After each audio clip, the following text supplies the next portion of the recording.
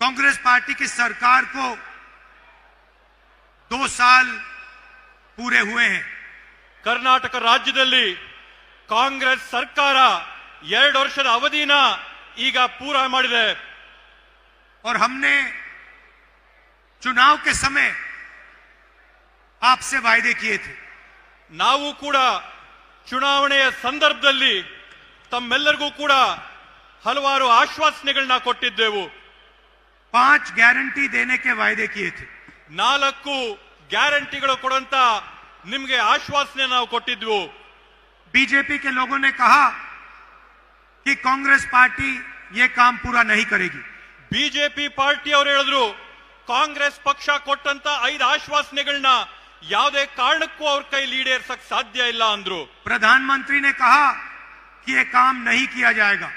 ಪ್ರಧಾನಮಂತ್ರಿ ನರೇಂದ್ರ ಮೋದಿ ಜಿ ಅವರು ಹೇಳಿದ್ರು ಈ ಒಂದು ಕಾರ್ಯಕ್ರಮನ ಕಾಂಗ್ರೆಸ್ ಪಕ್ಷ ಅನುಷ್ಠಾನಕ್ಕೆ ತರಕ್ಕೆ ಸಾಧ್ಯವಿಲ್ಲ ಅಂತ ಹೇಳಿ। हमारा पहला वायदा, पहली गारंटी गृह लक्ष्मी 2000 रुपए प्रति महीना 1 करोड़ महिलाओं को।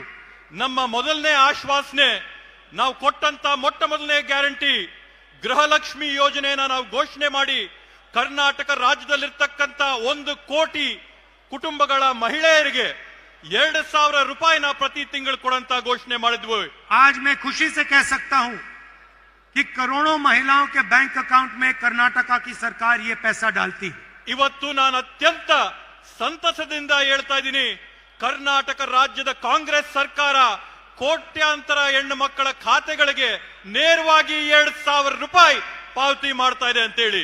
दूसरा वायदा गृह ज्योति, करोड़ों परिवारों को 200 यूनिट बिजली के फ्री में। ನಾವು ಕೊಟ್ಟಂತ ಎರಡನೇ ಆಶ್ವಾಸನೆ ಗೃಹ ಜ್ಯೋತಿ ಯೋಜನೆ ಅಡಿಯಲ್ಲಿ ಕೋಟ್ಯಾಂತರ ಕುಟುಂಬಗಳಿಗೆ ಪ್ರತಿ ತಿಂಗಳು 200 ಯೂನಿಟ್ ಉಚಿತವಾಗಿ ವಿದ್ಯುತ್ ಕೊಡ್ತೀವಿ ಅನ್ನಂತ ಆಶ್ವಾಸನೆ। ये भी वायदा हमने पूरा किया। ಈ ಒಂದು ಆಶ್ವಾಸನೆನ ಕೂಡ ನಾವಿವತ್ತು ನಿಮ್ಮ ಮುಂದೆ ಈಡೇರಿಸಿದ್ದೇವೆ। तीसरी गारंटी अन्नभाग्य, 4 करोड़ लोगों को 10 केजी अनाज।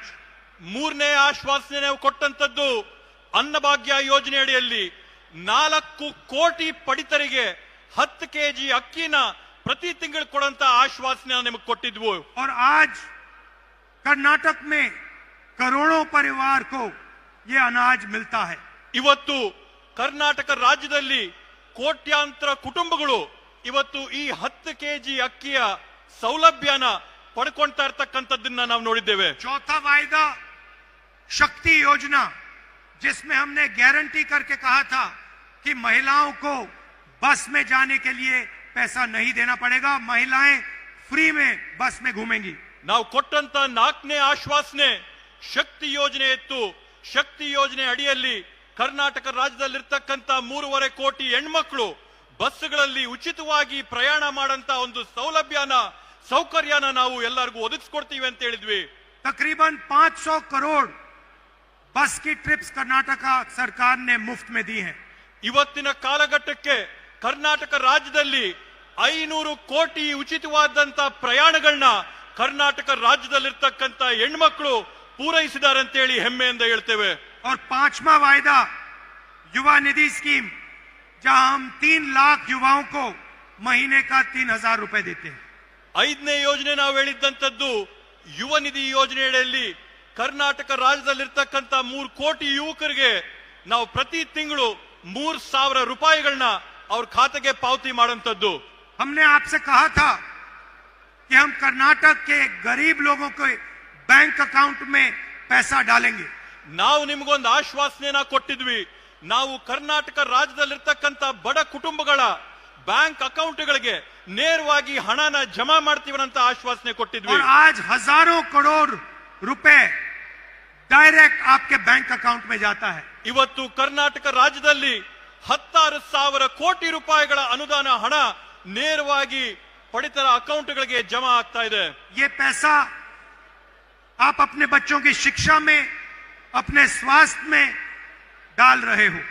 ಈ ಒಂದು ನಾವು ಕೊಡ್ತಾ ಇರತಕ್ಕಂತ ಹಣನ ತಾವು ತಮ್ಮ ಮಕ್ಕಳ ವಿದ್ಯಾಭ್ಯಾಸಕ್ಕೋಸ್ಕರ, ತಮ್ಮ ಕುಟುಂಬಗಳ ಆರೋಗ್ಯಕ್ಕೋಸ್ಕರ ಈ ಎಲ್ಲ ಅನುದಾನಗಳನ್ನ ಹಣನ ಬಳಸ್ತಾ ಇರತಕ್ಕಂಥದ್ದು ನಾವು ನೋಡಿದ್ದೇವೆ। और यही हम चाहते थे कि जो आपका धन है वो वापस आपके जेब में जाए। ಇದೇ ನಮ್ಮ ಮೂಲ ಉದ್ದೇಶ ಇತ್ತು. ತಮ್ಮ ತೆರಿಗೆಯ ಹಣ ಏನ್ ಸರ್ಕಾರಕ್ಕೆ ಬರುತ್ತೆ ಆ ತೆರಿಗೆಯ ಹಣ ಮತ್ತೊಮ್ಮೆ ನೇರವಾಗಿ ನಿಮ್ಗೆ ಹೋಗ್ಬೇಕು ಅನ್ನೋ ಉದ್ದೇಶ ನಮ್ದಾಗಿತ್ತು. बीजेपी चाहती है कि चुने हुए लोगों को हिंदुस्तान का पूरा धन मिले.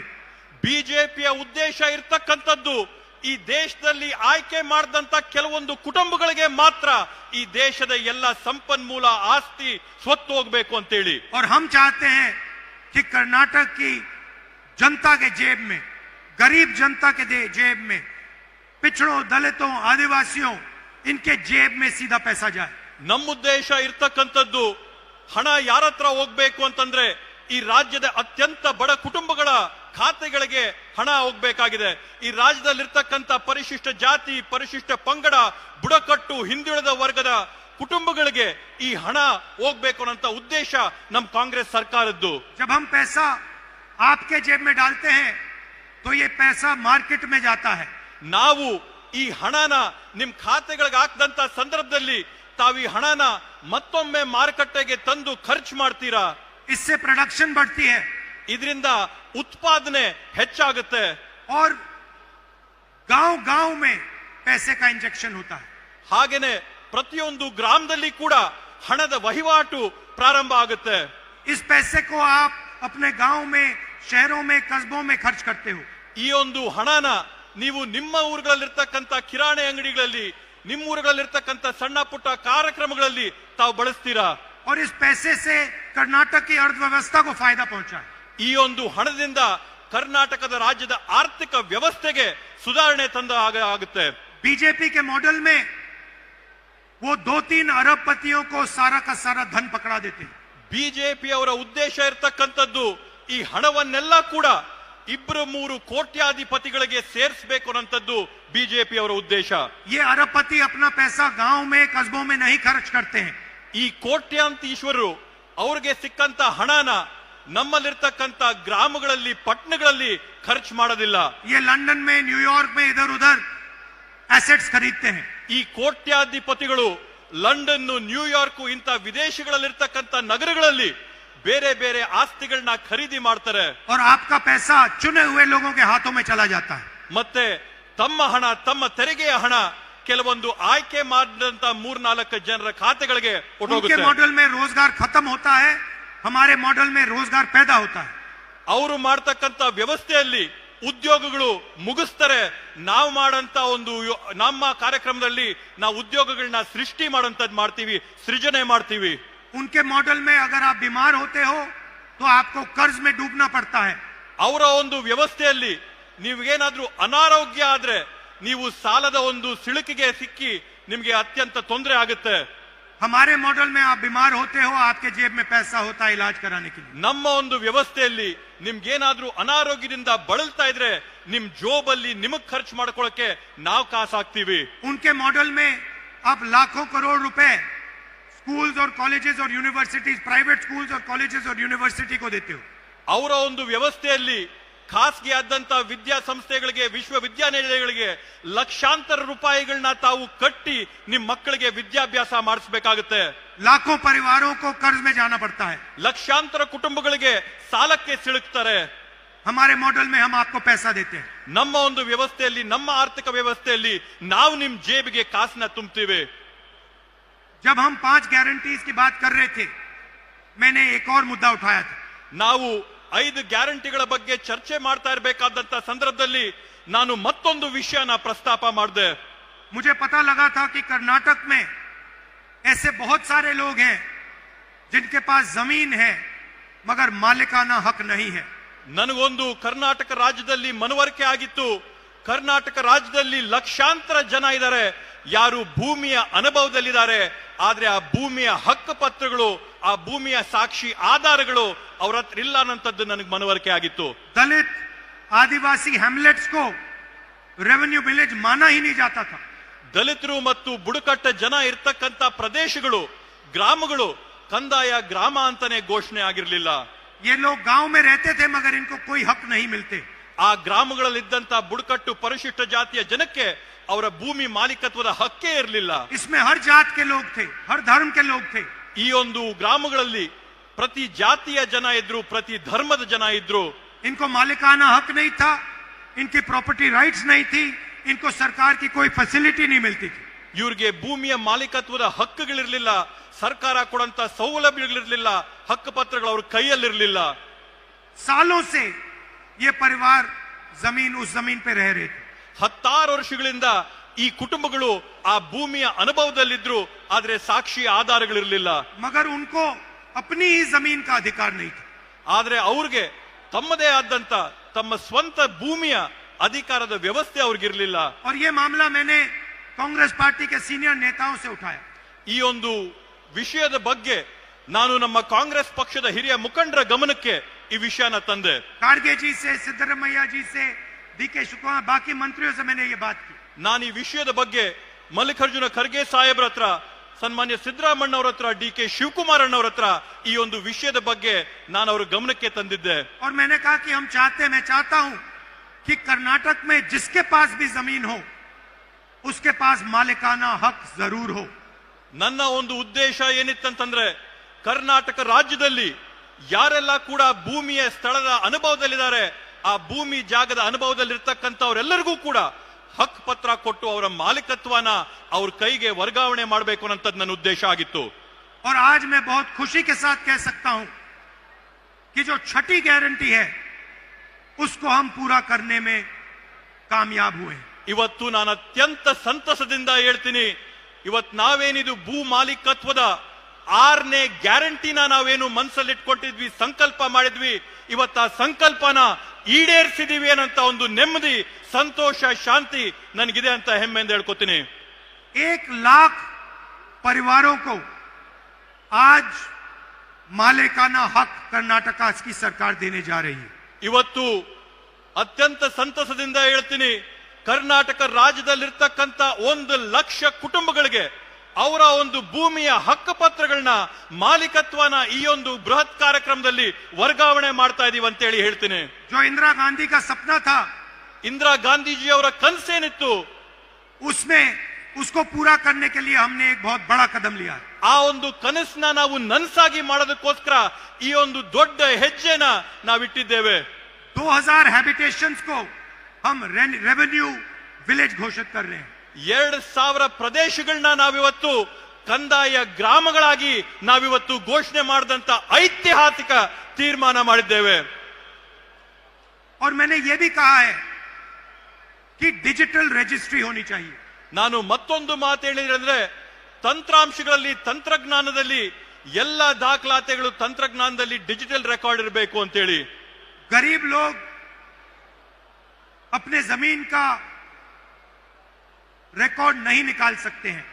ಬಡ ಕುಟುಂಬದಲ್ಲಿರ್ತಕ್ಕಂಥವ್ರು, ಸಣ್ಣ ಪುಟ್ಟ ಮನೆಗಳಲ್ಲಿರ್ತಕ್ಕಂಥವ್ರು ಅವರ ಕಂದಾಯ ದಾಖಲಾತಿಗಳನ್ನ ಭದ್ರವಾಗಿ ಇಟ್ಕೊಳ್ಳಕ್ಕೆ ಕಷ್ಟ ಆಗುತ್ತೆ. सालों बीत जाते हैं, उनको अपना डॉक्यूमेंट नहीं मिलता है. 16 ವರ್ಷಗಳು ಕಳೆದ್ರೂ ಕೂಡ ಅವ್ರಿಗೆ ಅವರ ಮಾಲೀಕತ್ವದ ಪತ್ರಗಳು ಕೈಗೆ ಸಿಗೋದಿಲ್ಲ. इसीलिए हमने कहा है कि 21वीं सदी में डिजिटल रजिस्ट्री होनी चाहिए. ಆದ್ರಿಂದ ನಾವು ಕೊಟ್ಟಂತ ನಿರ್ದೇಶನ ಏನಂತಂದ್ರೆ, 21ನೇ ಶತಮಾನದಲ್ಲಿ ಎಲ್ಲರ ಕಂದಾಯ ಡಾಕ್ಯುಮೆಂಟ್ಗಳು ಡಿಜಿಟಲೀಕರಣ ಆಗಬೇಕು ಅನ್ನೋ ಒಂದು ನಿರ್ದೇಶನ ನಾವು ನೀಡಿದ್ವಿ. आपके हाथ में एक फिजिकल कॉपी होगी, ನಿಮ್ಮ ಕೈಯಲ್ಲಿ ಒಂದು ಫಿಸಿಕಲ್ ಕಾಪಿ ಇದ್ರೂ ಕೂಡ, मगर जब भी आपको जरूरत पड़े आप डिजिटल कॉपी निकाल पाओगे. ಆದ್ರೆ ನಿಮಗೆ ಯಾವತ್ತಾದ್ರೂ ಬೇಕಾದ್ರೂ ಕೂಡ ತಂತ್ರಾಂಶದಲ್ಲಿ ಡಿಜಿಟಲ್ ಕಾಪಿ ತಾವು ಯಾವಾಗ ಬೇಕಾದ್ರೂ ತಗೋಬಹುದು. इस गारंटी से हमारे जो सबसे गरीब कमजोर भाई बहन हैं उनको फायदा होगा. ಇವತ್ತು ಈ ಒಂದು 6ನೇ ಗ್ಯಾರಂಟಿಯಿಂದ ನಮ್ಮ ಸಮಾಜದಲ್ಲಿರ್ತಕ್ಕಂಥ ಅತ್ಯಂತ ಬಡ ಹಿಂದುಳಿದ ಕುಟುಂಬಗಳಿಗೆ ಸಾಕಷ್ಟು ದೊಡ್ಡ ಅನುಕೂಲ, ಸೌಲಭ್ಯ ಆಗಿದೆ. लंबिनी, बंजारा, भोवी, सोलिगा, नायक, इन सब लोगों को, इन सब कम्युनिटीज को फायदा मिलने जा रहा है. ಬುಡಕಟ್ಟು ಸಮುದಾಯಗಳಿಗೆ ಸೇರಿದಂತವ್ರಿಗೆ ಎಲ್ಲರಿಗೂ ಕೂಡ ಈ ಒಂದು ಕಾರ್ಯಕ್ರಮದಿಂದ, ಯೋಜನೆಯಿಂದ ಒಂದು ದೊಡ್ಡ ಸಹಾಯ ಆಗಿದೆ. और मैंने एक और बात बोली है. ನಾನು ಇದ್ರ ಜೊತೆಗೆ ಮತ್ತೊಂದು ಮಾತನ್ನ ನಾನು ಹೇಳಿದ್ದೇನೆ. 50,000 ऐसे परिवार हैं 50 जिनके पास अभी भी मालिकाना हक नहीं है.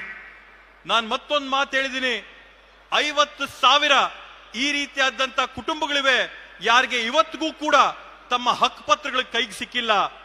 हम चाहते हैं कि 6 महीने के अंदर उन 50,000 परिवारों को भी मालिकाना हक दिया जाए. ನಾನ್ ತಮ್ಗೆ ಆಶ್ವಾಸನೆ ಕೊಡ್ತೇನೆ, ಮುಂದೆ ಬರುವಂತ 6 ತಿಂಗಳ ಒಳಗಡೆ ಈ 50,000 ಕುಟುಂಬಗಳಿಗೂ ಕೂಡ ಅವರ ಹಕ್ಕು ಪತ್ರನ ಕೊಡಂತ ಕೆಲಸನ ನಮ್ಮ ಸರ್ಕಾರದ ವತಿಯಿಂದ ಮಾಡಿಸ್ತೇವೆ ಅಂತ ಹೇಳಿ. 2000 रेवेन्यू विलेजेस घोषित किए गए हैं. 2,000 ಕಂದಾಯ ಗ್ರಾಮಗಳನ್ನ ಊರ್ಜಿತ ಮಾಡಿದ್ದೇವೆ. हम चाहते हैं कि 500 और नए रेवेन्यू विलेजेस घोषित हों. ನಮ್ಮ ಗುರಿ ಇರ್ತಕ್ಕಂಥದ್ದು ಕರ್ನಾಟಕ ರಾಜ್ಯದಲ್ಲಿ ಇನ್ನೂ ಕೂಡ 500 ನೂತನವಾದಂತ ಕಂದಾಯ ಗ್ರಾಮಗಳನ್ನ ನಾವು ಘೋಷಣೆ ಮಾಡಬೇಕು ಅಂತ ಹೇಳಿ. कर्नाटका में कोई नहीं होना चाहिए जिसके पास अपनी जमीन का मालिकाना हक नहीं है. ಕರ್ನಾಟಕ ರಾಜ್ಯದಲ್ಲಿ ಯಾರು ಕೂಡ ತಮ್ಮ ಭೂಮಿಯ ಹಕ್ಕು ಪತ್ರ ಇಲ್ಲದೆ ಇದ್ದಂತವರು, ತಮ್ಮ ಭೂಮಿಯ ಮಾಲೀಕತ್ವ ಇಲ್ಲದೆ ಇದ್ದಂತವರು ಯಾರು ಕೂಡ ಇರಬಾರದು ಅನ್ನಂತದ್ದು ನಮ್ಮ ಸಂಕಲ್ಪ. जो कांग्रेस पार्टी के स्टेट डिस्ट्रिक्ट और विलेज गारंटी कमिटीज हैं, ಕರ್ನಾಟಕ ರಾಜ್ಯದಲ್ಲಿರ್ತಕ್ಕಂಥ ಜಿಲ್ಲೆ, ತಾಲೂಕು, ಗ್ರಾಮದ ಗ್ಯಾರಂಟಿ ಸಮಿತಿಗಳೇನಿವೆ, उनसे मैं कहता हूं कि आप हर परिवार को उनकी डीड जाके दो. ನಾನು ಈ ಸಮಿತಿಗಳಿಗೆ ನಾನು ಮನವಿ ಮಾಡ್ಕೊಳ್ತೀನಿ, ಈ ರೀತಿಯಾದಂತ ಕುಟುಂಬಗಳು ನಿಮ್ಮಲ್ಲಿದ್ರೆ ಅವರೆಲ್ಲರಿಗೂ ಕೂಡ ಅವರ ಹಕ್ಕನ್ನ ಕೊಡಿಸಂತ ಕೆಲಸ ತಾವು ಮಾಡಬೇಕು ಅಂತ ಹೇಳಿ. हर परिवार को अपना मालिकाना हक मिलना चाहिए. ಪ್ರತಿಯೊಂದು ಪರಿವಾರಕ್ಕೂ ಕುಟುಂಬಕ್ಕೂ ಕೂಡ ತಮ್ಮ ಹಕ್ಕು ಪತ್ರಗಳು, ತಮ್ಮ ಮಾಲೀಕತ್ವದ ಪ್ರಮಾಣ ಪತ್ರಗಳು ಸಿಗಬೇಕು ಅನ್ನೋಂಥದ್ದನ್ನ ಮನವಿ ಮಾಡ್ತೀನಿ. और हम चाहते हैं कि कर्नाटक हिंदुस्तान का पहला प्रदेश हो जहां जिसके पास भी जमीन है उसके पास उस जमीन का हक है.